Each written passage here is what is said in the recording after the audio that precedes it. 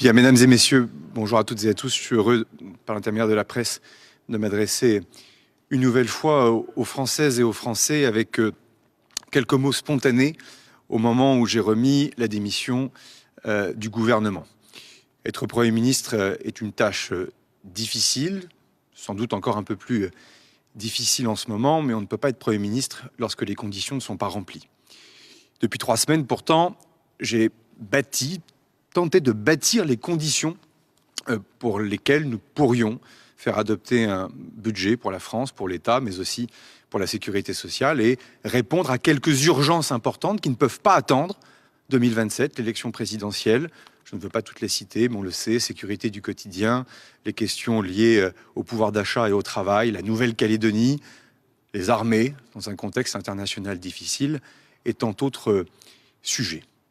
Depuis 3 semaines, ma parole a été rare et j'ai tenté de construire un cheminement avec les partenaires sociaux, forces patronales, forces représentant les syndicats salariés, notamment sur des sujets qui ont pu faire l'objet de blocages depuis maintenant de nombreuses semaines, voire pour certains sujets. Je pense au travail, aux retraités, pardonnez-moi, à la pénibilité, aux femmes, aux carrières longues, des sujets qui sont parfois bloqués depuis plus de 20 ans et sur lesquels nous étions en train d'avancer sur des solutions concrètes, sur l'assurance chômage, sur le financement de notre sécurité sociale et permettre au fond des 2 manifestations qui s'étaient tenues dans le pays tout au long de ce mois de septembre, d'être capable de refaire vivre le paritarisme et la démocratie sociale.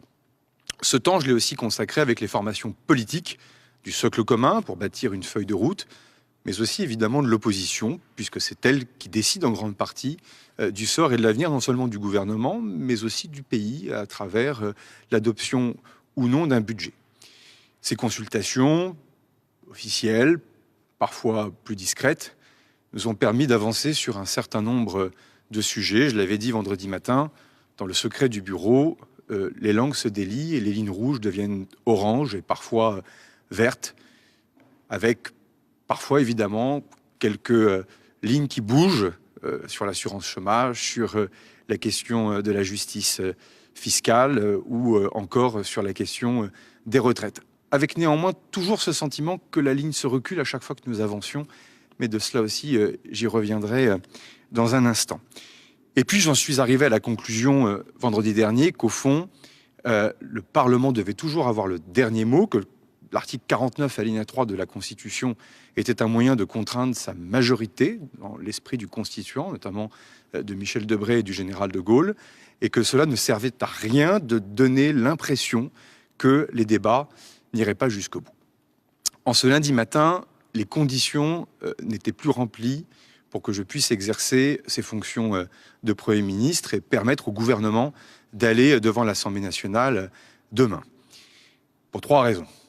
La première, c'est que précisément ces formations politiques ont fait mine parfois de ne pas voir le changement, la rupture profonde que représentait le fait de ne pas se servir de l'article 49 alinéa 3 de la Constitution. C'est-à-dire qu'au fond, il n'y avait plus de prétexte pour une censure préalable. En tout cas, il n'y avait plus de prétexte pour faire que les parlementaires refusent de faire leur métier de parlementaire, c'est-à-dire de discuter la loi, de l'amender, et le cas échéant, de voter ou non un texte. Et cette rupture, je le dis, elle a été soulignée par un certain nombre d'observateurs, d'acteurs de la vie politique, certains opposants d'ailleurs qui le demandaient historiquement, mais elle n'a pas permis ce choc de se dire on peut faire différemment et on peut construire les choses différemment.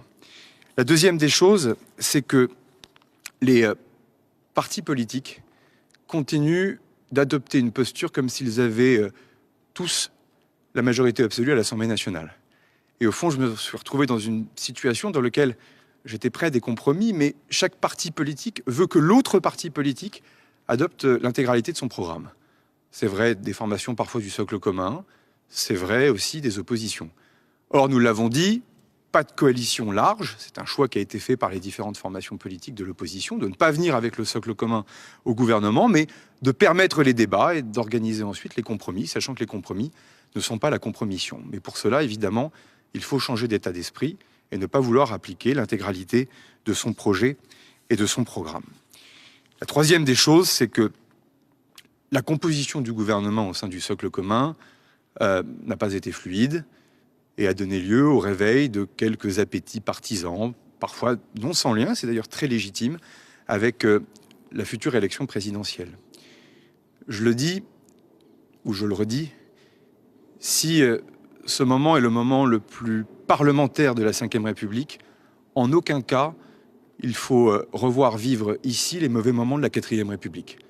Et que donc, par définition, la construction d'un gouvernement se fait en fonction de la Constitution, sur proposition du Premier ministre, nommé par le Président de la République.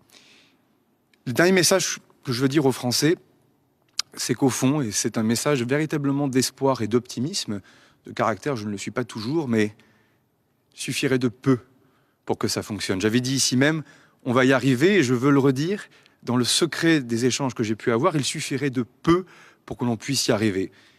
En étant plus désintéressé, pour beaucoup, en sachant aussi faire preuve d'humilité, peut-être aussi un peu parfois d'effacement de certains égos.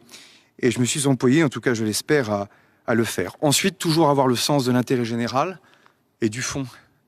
Ce qui compte, c'est ce qu'on va faire, en ayant l'humilité de considérer que certaines choses peuvent être faites avant 2027, d'autres choses seront faites ensuite, pendant le débat de l'élection présidentielle.